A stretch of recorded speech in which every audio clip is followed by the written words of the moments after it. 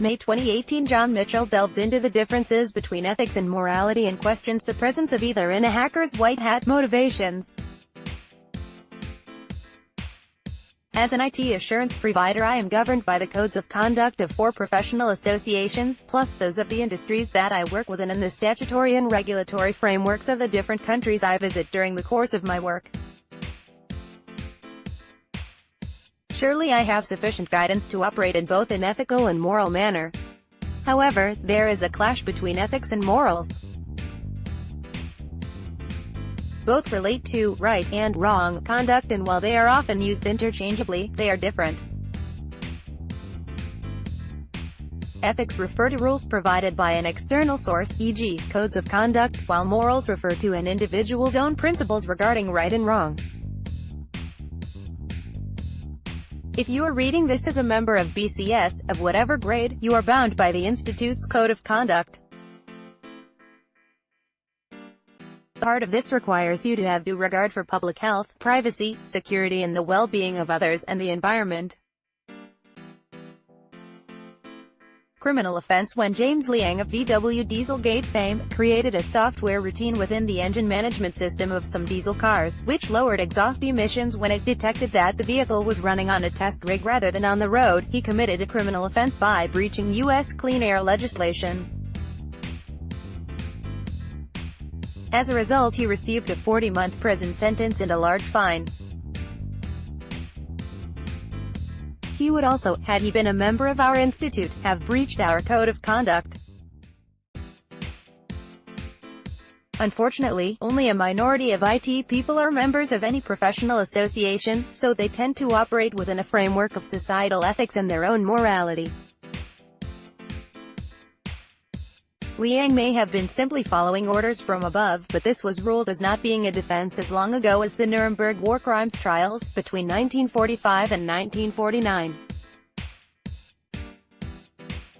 Operating within the code, however, where does this leave others involved in our profession?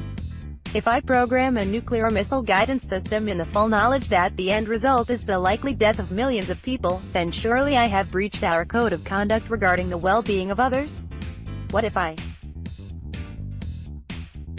knowingly program a driverless car to kill 1 person at the cost of saving 5 others, or write software which will cut off the energy supply to 1 street in order to keep a town supplied?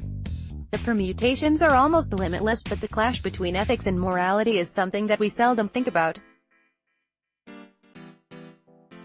Indeed, is there a clear right or wrong answer to the moral maze in the scenarios I have outlined? Ethical quandary: the contradiction between ethics and morals in IT is nowhere more clearly illustrated than in the concept of white hat hacking.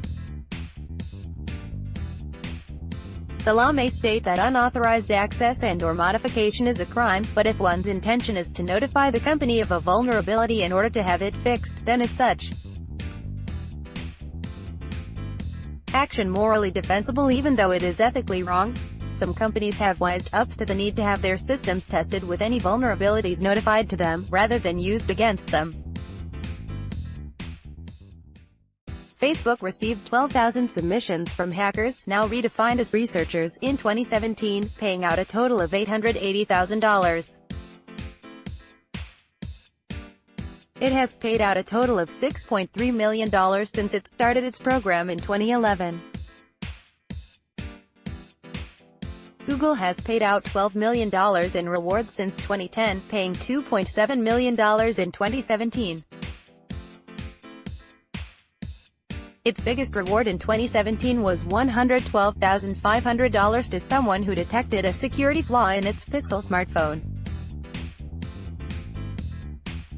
Following the recent Spectre and Meltdown bugs in its chips, Intel too has upped its top rewards to $250,000. Show me the money. So, there is real money to be made from ethical hacking. According to figures from HackerOne, the top hackers in India earn 16 times the median salary of a software engineer. On average, top-earning ethical hackers make almost 3 times the median salary of a software engineer in their home country. Apple only launched its bug bounty program in 2016, but so valuable are bugs in its software, with several secretive companies offering up to $1.5 million for a high-level attack flaw, that some in the ethical hacking community have suggested that Apple's own payments, which range from $25,000 to $200,000, are simply not large enough to prevent hackers moving to the dark side. Money talks, and if the bad guys are willing to pay more than the good guys, then it is likely that the moral compass will swing to them. Defining good. The Institute's strapline is making IT good for society. However, the good is open to interpretation. Returning to my nuclear missile guidance system analogy, it could be argued that, rather than doing potential harm to society, I am actually doing good by preventing an attack which could kill millions through the mutually assured destruction paradigm. However, this assumes that my system will never be used for a first strike. No such defense is available to James Liang, whose actions may well have incurred the death of thousands of people through air pollution. His was a clear attempt to circumnavigate societal safeguards, due to the general lack of board oversight of IT, coupled with their lack of technical knowledge, the digital deficit. It is not too surprising that IT professionals are given a great deal of autonomy in what they produce and deliver. IT staff do not generally receive education in governance and seldom in ethics or morality. Being a part-time academic, I am well aware of the paucity of these subjects in the undergraduate curriculum, which tends to concentrate on delivery and speed of response. Against, is this the right thing to do? This is similar to the situation in the accounting profession some 15 years ago, when there was very little training in these areas. Indeed, Jeff Skilling, the Enron One CEO, famously boasted that he had never attended a single seminar on ethics when at Harvard Business School. Keeping control. My niece wrote a system of some 10,000 lines of underlying code simply by painting the screen with what she required. The result was a joy to look at, but contained little in the way of controls, and I was able to crash it simply by inputting alphas into a numeric field.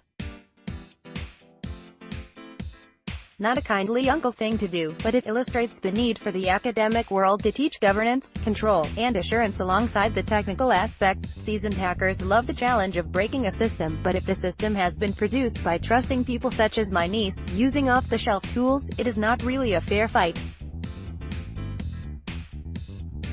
We should also be cognizant that the motivation of hackers may not be financial gain, but something else which chimes with their own morality construct.